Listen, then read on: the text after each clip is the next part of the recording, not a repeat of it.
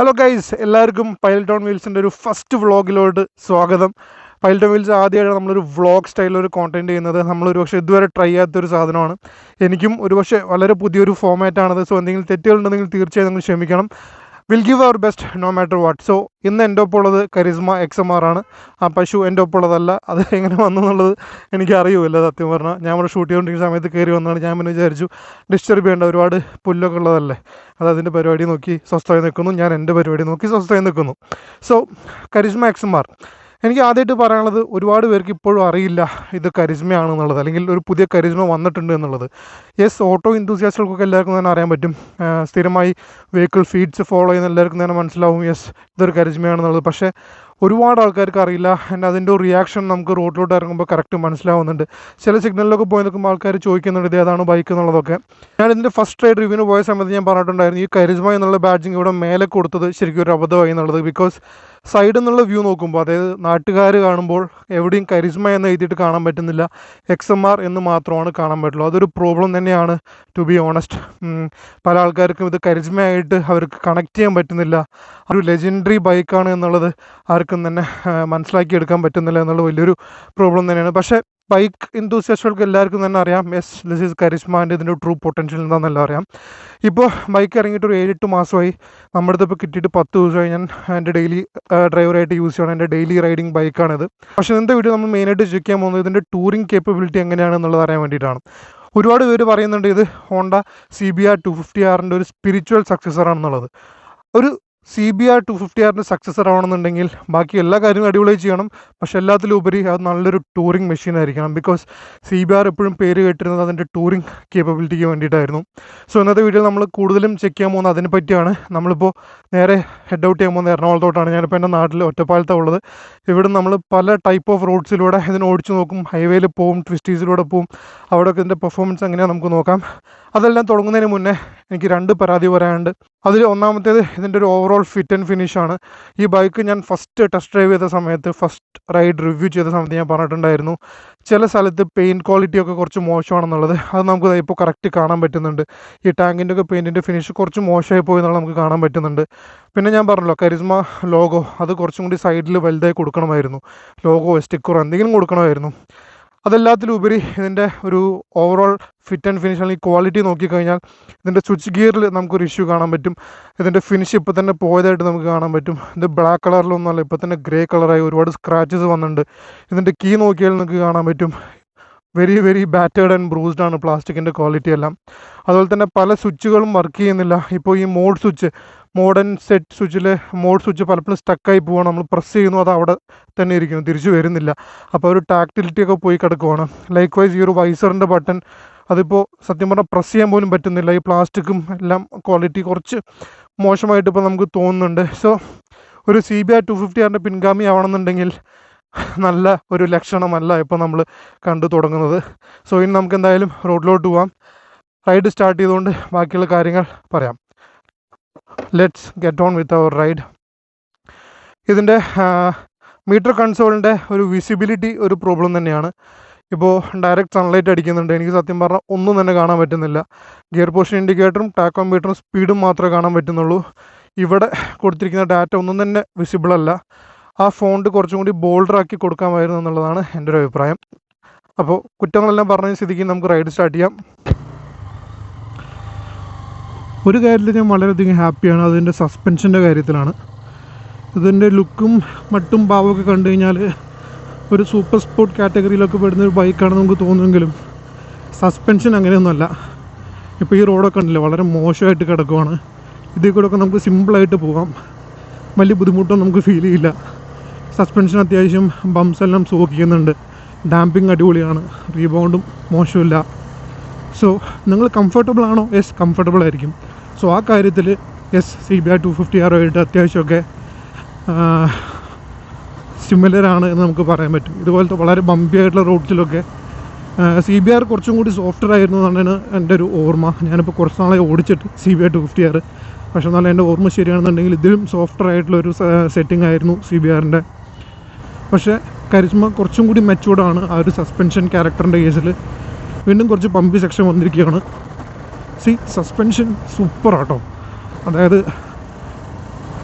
ബമ്പെല്ലാം absorb ചെയ്യുന്നതിൻ്റെ quality അടിപൊളിയെന്ന് വേണം നമുക്ക് പറയാൻ.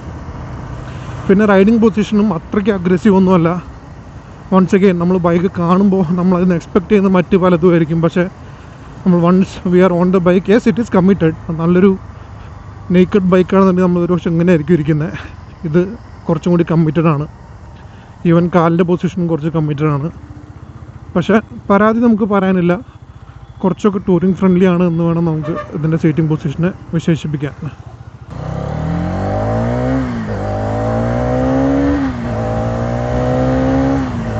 ആഹാ, നല്ല എഫേർട്ട്ലെസ് ആയിട്ട് പവർ ബിൽഡ് ചെയ്യുന്നൊരു ബൈക്കാട്ടോ. അതായത് കുറച്ച് ലോ എൻഡ് കുറച്ച് കുറവാണോ എന്ന് നമുക്ക് തോന്നും. ആക്ച്വലി ഒരു പൊടി കുറവാണ്.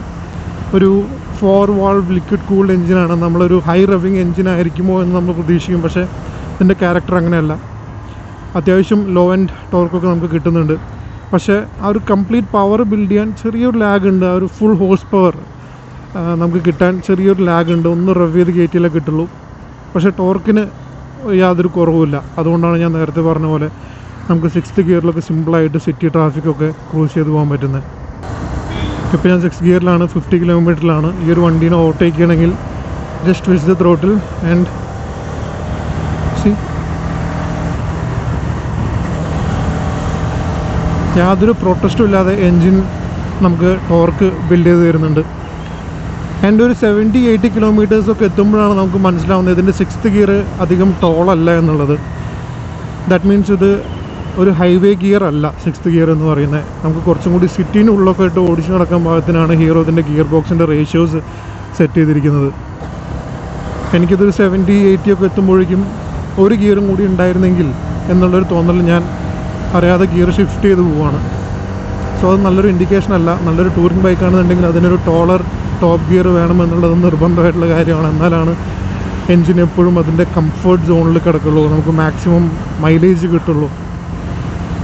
ഇതൊരു 100 എത്തുമ്പോഴേക്കും തന്നെ എൻജിൻ ഓൾറെഡി സ്ട്രെസ്ഡ് ആണ്, എൻജിൻ നല്ലപോലെ റവ് ചെയ്ത് കയറിക്കൊണ്ടിരിക്കുകയാണെന്നുണ്ടെങ്കിൽ നിങ്ങളുടെ ഒരു എക്സ്പീരിയൻസ് വളരെ മോശമായിരിക്കും. നിങ്ങൾക്ക് പെട്ടെന്ന് തന്നെ ഫാറ്റീഗ് തോന്നും, നിങ്ങൾക്ക് മടുപ്പ് തോന്നും, നിങ്ങളുടെ ചെവി ഇറ്റ് വിൽ ബി റിങ്ങിങ്, ആ ഒരു ടയർഡ്നെസ് ഫീൽ ചെയ്യും. ദ ഫീലിംഗ് ഓഫ് മോഷൻ അത് കൂടുതലായിരിക്കും. എല്ലാത്തിലുപരി മൈലേജ് കുറവായിരിക്കും. അപ്പോൾ ഞാനത് സിറ്റിയിൽ ഓടിച്ച സമയത്ത് എനിക്ക് 34-35 മൈലേജ് കിട്ടിയിട്ടുണ്ടായിരുന്നത്. അത് ഡെയിലി യൂസേജിലാണ്. നമ്മൾ വാഹനം എടുത്തിട്ട് പൊളിക്കുന്നൊന്നുമില്ല. അപ്പോൾ അങ്ങനത്തെ ഒരു യൂസേജിൽ നമുക്ക് നല്ല മൈലേജ് കിട്ടുന്നുണ്ട്. പക്ഷേ ഞാനിപ്പോൾ എറണാകുളത്ത് നിന്ന് ഇങ്ങോട്ട് നാട്ടിലോട്ട് വന്ന സമയത്ത് ഹൈവേയിൽ 100-120 എല്ലാം പിടിച്ചു വരുമ്പോൾ നമുക്ക് മൈലേജ് ഡ്രോപ്പ് ചെയ്യുന്നതും കാണാൻ പറ്റും. അറൗണ്ട് 20-23 ഒക്കെയാണ് കിട്ടിയ മൈലേജ്. സോ ഒരു 200cc ബൈക്കിന് അത് അത്ര നല്ല മൈലേജ് അല്ല. ബിക്കോസ് ഐ സ്റ്റിൽ റിമെമ്പർ എൻ്റെ പഴയ 390 ഡ്യൂക്ക് എനിക്ക് ഹൈവേയിൽ 100-ൽ ക്രൂസ് ചെയ്യുമ്പോൾ ക്ലോസ് ടു 30 കിലോമീറ്റർ മൈലേജ് തരുമായിരുന്നു. ടോക്കിംഗ് അബൌട്ട് ഹാൻഡ്ലിങ്, എന്നെ ഒരുപാട് ഡിസപ്പോയിൻ്റ് ചെയ്തത് ഇതിൻ്റെ ടയേഴ്സാണ്. MRFൻ്റെ ജാപ്പർ സീരീസിലുള്ള ടയേഴ്സാണ് വരുന്നത്. ഒട്ടും തന്നെ ഗ്രിപ്പില്ലാത്ത മോഡലാണ്. ലോങ് ലാസ്റ്റ് ചെയ്യുമായിരിക്കും, പക്ഷേ ഇത്രയും ഗ്രിപ്പില്ലായ്മ ആക്ച്വലി ഡേഞ്ചറസ് ആണ്. So coming back to handling, tyre വളരെ മോശമാണ്. ബ്രേക്സ് നല്ലതാണ് ഇപ്പോൾ നിങ്ങൾ കണ്ട പോലെ. പക്ഷേ ബ്രേക്കിന് ചെറിയൊരു ഫെയ്ഡ് ഫീൽ ചെയ്യുന്നുണ്ട്. അത് ഇപ്പോഴല്ല, ഇപ്പോൾ 1 ടൈം ബ്രേക്കിംഗ് അല്ല കഴിഞ്ഞുള്ളൂ. ഇപ്പോൾ നമ്മൾ കുറച്ചും കൂടി പുഷ് ചെയ്യാൻ തുടങ്ങിയെന്നുണ്ടെങ്കിൽ അടുപ്പിച്ച് 2-3 ഹാർഡ് ബ്രേക്കിങ്ങോ ചെയ്ത് കഴിയുമ്പോൾ നിങ്ങൾക്ക് പതുക്കെ ലിവർ ആക്ഷൻ കുറച്ച് കൂടുന്നതായിട്ട് നിങ്ങൾക്ക് തോന്നും. അതിൻ്റെ അർത്ഥം ബ്രേക്ക് ഫെയ്ഡ് ഉണ്ട് എന്നുള്ളതാണ്. ഒരു മോഡറേറ്റ് യൂസേജിന് ബ്രേക്സ് നല്ല അടിപൊളിയാണ്, നല്ല ബൈറ്റുണ്ട്, നല്ല പ്രോഗ്രഷനുണ്ട്, അതിലൊന്നും യാതൊരു പരാതിയും ഇല്ല. പക്ഷേ നിങ്ങളൊരു ഹാർഡ് കോർ യൂസറാണ്, വളരെ പുഷ് ചെയ്തൊക്കെ ഓടിക്കാനൊക്കെയാണ് നിങ്ങളുടെ പ്ലാനെങ്കിൽ നിങ്ങൾക്ക് ബ്രേക്സിൽ എന്തെങ്കിലുമൊക്കെ അപ്ഗ്രേഡ് ഒരുപക്ഷെ ചെയ്യേണ്ടി വരും. കണ്ടോ, ചെറിയ ചാട്ടങ്ങളൊക്കെ ചാടുമ്പോൾ എന്തോ ഒരു വൈബ്രേഷനൊക്കെ നമുക്ക് ഫീൽ ചെയ്യുന്നുണ്ട്. സോ പ്ലാസ്റ്റിക് ക്വാളിറ്റി തീർച്ചയായും മെച്ചപ്പെടുത്താമായിരുന്നു. കുറേ ലൂസ് വയേഴ്സൊക്കെ നമുക്ക് കാണാൻ പറ്റുന്നുണ്ട്. സോ അതൊക്കെ ഇമ്പ്രൂവ് ചെയ്യാൻ പറ്റുന്നതാണ്. 6 to 7,000 RPM ഇത് കറക്റ്റായിട്ട് പേസ് പിക്ക് ചെയ്യുന്നത്.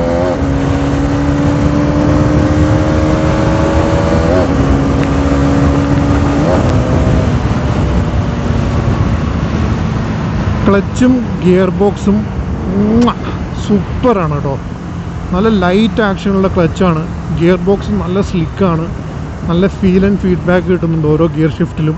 അപ്പോൾ നമ്മൾ നേരത്തെ കണ്ട പോലെ ഒരു 6 to 7,000 RPM കഴിയുമ്പോഴാണ് ഒരു പ്രോപ്പർ പവർ ബിൽഡ് ചെയ്ത് കയറുന്നത് ഈ ഒരു എൻജിൻ. അതിൻ്റെ താഴോട്ട് അത്യാവശ്യം നല്ല ലോ ആൻഡ് ടോർക്ക് ഉണ്ട്. സോ ഒരു ഗുഡ് ഓൾറൗണ്ടറാണ്. നമുക്ക് കൂടുതലും സിറ്റിയിലൊക്കെ നമുക്ക് ഉപയോഗിക്കാനും ഇടയ്ക്ക് ഒരു ഓപ്പൺ റോഡ് കിട്ടുമ്പോൾ അങ്ങോട്ട് കയ്യം കൊടുത്ത് പൊളിക്കാനും പറ്റിയൊരു ബൈക്കാണ് സത്യം പറഞ്ഞാൽ charisma XMR. The more you ride it you start loving it. പക്ഷേ നിങ്ങൾ ഹൈവേയിൽ മാത്രം ഓടാനാണെന്നുണ്ടെങ്കിൽ ഒരു പക്ഷേ യു വോണ്ട് ബി ഹാപ്പി. അതിന് മുന്നേ നമുക്കിതിൻ്റെ ഹാൻഡ്ലിങ്ങിൻ്റെ 1-2 നല്ല കാര്യങ്ങൾ ഞാൻ പറഞ്ഞുതരാം. ഞാൻ അറിയാതെ ഷിഫ്റ്റ് ചെയ്തുകൊണ്ടിരിക്കുകയാണ് ഇല്ലാത്ത 7ാമത്തെ ഗിയറിലോട്ട്. Because 6th gear is comparatively shorter. ടോളറായിട്ടുള്ള ഗിയർ ആണെന്നുണ്ടെങ്കിൽ എനിക്ക് ആ ഒരു ഫീലിങ്ങേ തോന്നില്ലായിരുന്നു. സോ കുറച്ച് ദൂരം റോഡിന് ഇങ്ങനെ തന്നെയാണ്. കുറച്ചും കൂടി ചെന്ന് കഴിയുമ്പോൾ നല്ല അടിപൊളി ട്വിസ്റ്റി സെക്ഷൻ വരും. നമുക്കപ്പോൾ വീണ്ടും റീജോയിൻ ചെയ്യാം. അൺടിൽ ദെൻ ഞാൻ കുറച്ച് സമാധാനം ഓടിക്കട്ടെ. സോ ഇവിടുന്ന് അങ്ങോട്ട് കംപ്ലീറ്റ് സീനറി മാറുവാണ്. ഇവിടെ വരെ ഓപ്പൺ സ്ഥലങ്ങളും പാടങ്ങളും വയലുകളൊക്കെയാണ്. പക്ഷേ ഇവിടുന്ന് അങ്ങോട്ട് പോയി കഴിഞ്ഞാൽ ഇനി ഒറ്റയടിക്ക് ഒരു കാടും കുറേ ട്വിസ്റ്റീസും ഒക്കെ വരുവാണ്. അപ്പോൾ നിങ്ങൾക്ക് കാണാൻ പറ്റും കുറച്ച് ബമ്പിയാണ് ഈ ഒരു സെക്ഷൻ. ആൻഡ് അങ്ങനത്തെ ബമ്പി സെക്ഷനിലൊക്കെ വരുമ്പോൾ നമുക്ക് കരിസ്മേനെ അങ്ങോട്ട് ഫുൾ പുഷ് ചെയ്യാനൊന്നും പറ്റില്ല കേട്ടോ. കുറച്ച് നമുക്ക് ഒരു കോഷനോടുകൂടി കാണാൻ നമുക്ക് ഓടിക്കാം. ഒന്നാമത്തെ ടയേഴ്സാണ്. രണ്ടാമത്തേത് സസ്പെൻഷൻ ഞാൻ പറഞ്ഞത് കുറച്ച് സോഫ്റ്റാണ്. നല്ല വെൽ ബാലൻസ്ഡ് ആണ് സസ്പെൻഷൻ, പക്ഷേ സോഫ്റ്റാണ്. അതുകൊണ്ട് തന്നെ മിഡ് കോർണർ ബംപ്സൊക്കെ വന്നു കഴിഞ്ഞാൽ വെഹിക്കിൾ ഈസിലി അൺസെറ്റിലാവുന്നുണ്ട്. സോ നിങ്ങൾക്ക് എടുത്ത് പൊളിക്കാനൊന്നും പറ്റില്ല. പക്ഷേ നിങ്ങളൊരു നോർമൽ മൂഡിൽ, ഇതിപ്പോൾ ഞാനിപ്പോൾ ഈ ഓടിക്കുന്ന പോലെ ഒരു നോർമൽ മൂഡിൽ ഓടിച്ച് എൻജോയ് ചെയ്യാനാണ് പ്ലാനെങ്കിൽ അതിനൊക്കെ തീർച്ചയായും പറ്റിയൊരു വണ്ടിയാണ് കേട്ടോ കരിസ്മ. ടൈറ്റ് കോർണറാണത്. നമുക്ക് ആ ഒരു ലെവലിലുള്ള കോൺഫിഡൻസേ ഉള്ളൂ. അതിനങ്ങോട്ടും നമുക്ക് സത്യം പറഞ്ഞാൽ പുഷ് ചെയ്യാൻ പറ്റില്ല. പിന്നെ ഇതുപോലെ നനഞ്ഞു കിടക്കണ പാച്ച് കൂടി എന്നുണ്ടെങ്കിൽ പറയുകയും വേണ്ട. സ്നോ സ്കേറ്റിംഗ് ഒക്കെ ചെയ്യുന്ന അവസ്ഥയാണ് ഇന്നലെ ഞാൻ വന്നപ്പോൾ എനിക്കുണ്ടായത്. ഇവിടെയൊക്കെ നല്ല മഴയായിരുന്നു. നല്ല ബൈക്കൊരു 10 ഡിഗ്രി പോലും ക്ലീൻ ചെയ്യാൻ പറ്റാത്ത അവസ്ഥയിലായിരുന്നു ഇന്നലെ ഇവിടെ.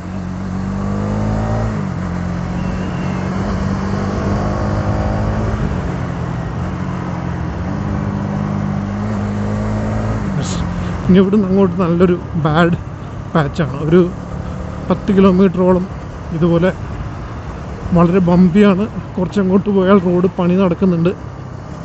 സോ ഇതൊക്കെയാണ് കരിസ്മേൻ്റെ സസ്പെൻഷനെയും ചേട്ടാ റോഡിൻ്റെ ഇടത്ത് വശത്തുകൂടെ ഓടിക്കുക. സോ ഇതൊക്കെയാണ് കരിസ്മേൻ്റെ സസ്പെൻഷനെയും ഹാൻഡ്ലിങ്ങിനെ പറ്റിയൊക്കെ പറയാനുള്ളത്. ഇനി നമുക്കിതിൻ്റെ എൻജിൻ ക്യാരക്ടറും ബാക്കിയുള്ള ഫീച്ചേഴ്സും അല്ലെങ്കിൽ ബാക്കിയുള്ള ക്യാരക്ടറും എല്ലാം ഹൈവേയിലേക്ക് എത്തിയതിനു ശേഷം പറയാം. ബിക്കോസ് ഈ റോഡ് കുറച്ച് മോശമാണ്. സോ നമ്മളധികം ഇതിൻ്റെ കോമ്പറ്റീഷൻ യമഹ R15 ഇത് V3 ആയിരുന്നു തോന്നുന്നു. ഓക്കെ, എന്നാലും നമ്മൾ ഹൈവേയിലേക്ക് എത്താറായി. ഫ്യൂവലും ലോ ഫ്യൂവലായിട്ടുണ്ട്. അപ്പോൾ അടുത്ത പമ്പിൽ എന്തെങ്കിലും കയറണം. പമ്പിൽ കയറുന്ന കാര്യം പറയുമ്പോൾ റേഞ്ച് ആങ്സൈറ്റി ഉണ്ടാകാനുള്ള ചാൻസ് കൂടുതലാണ്. ബിക്കോസ് നിങ്ങളിതിൻ്റെ റേഞ്ച് കാണിക്കുന്ന രീതി കണ്ടോ, അതായത് ഇൻസ്റ്റൻറ്റേനിയസ് മൈലേജാണ് നമ്മൾ ആക്ച്വലി കാണുന്നത്. ഇത് ആവറേജിന് എഴുതിയിരിക്കുന്നത്, പക്ഷേ ഇറ്റ് ഈസ് ഇൻസ്റ്റൻറ്റേനിയസ്. ബിക്കോസ് ഞാൻ കൈ കുറച്ച് കൊടുക്കുമ്പോൾ മൈലേജ് കൂടുതൽ കാണിക്കുന്നുണ്ട്. ആൻഡ് മൈലേജ് കൂടുതൽ കാണിക്കുന്ന ഒരു റേഞ്ചും കൂടുതൽ കാണിച്ചുകൊണ്ടിരിക്കും.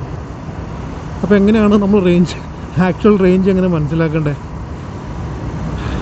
That's very bad. It's very dumb actually. ഇപ്പോൾ ഞാൻ എന്താ കൈ കൂടുതൽ കൊടുത്തു. ഇപ്പോൾ 181 കിലോമീറ്റർ റേഞ്ച്. ഇനി ആവറേജ് മൈലേജ് കുറയുന്നു നോക്കിക്കോ.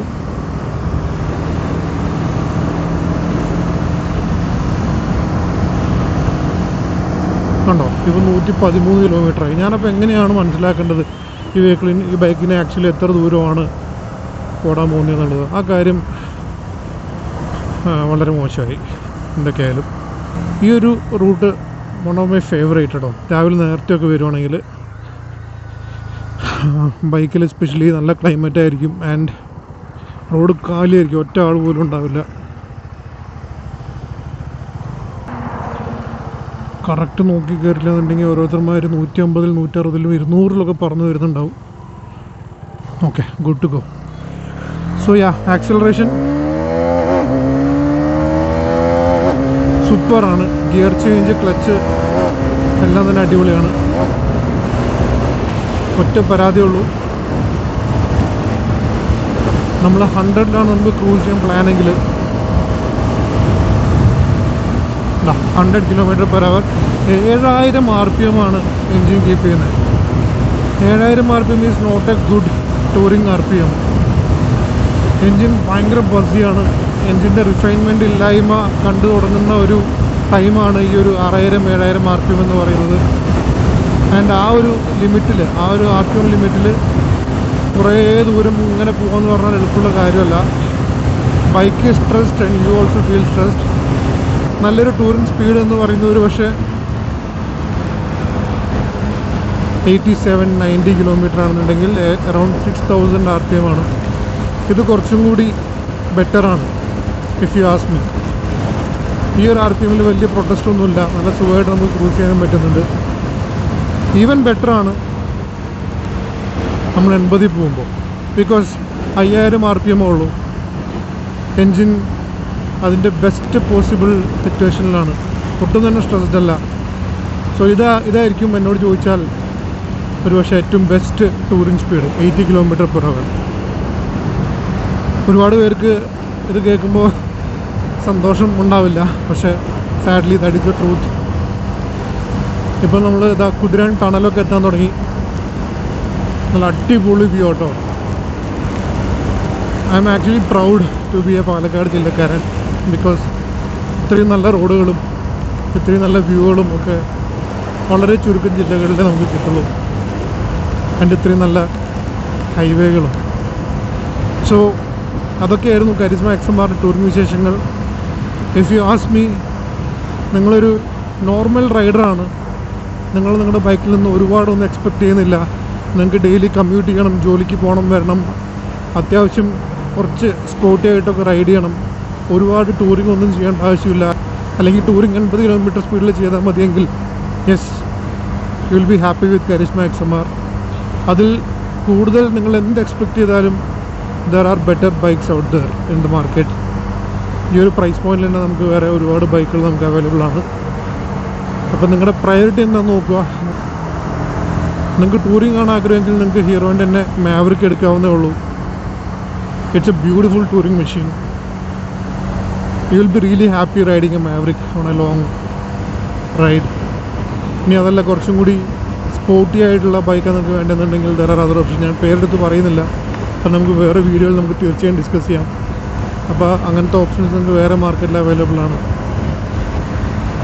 സോ ഒരു ഓൾറൗണ്ടർ ബൈക്കാണ്. എല്ലാം നിങ്ങൾക്കൊരു 70% പെർഫെക്റ്റ് ആയിട്ട് ചെയ്താൽ മതിയെങ്കിൽ yes, Karizma is a good option. Else, you know the answer. See you in the next video. This is Babu Antony signing off. Bye bye.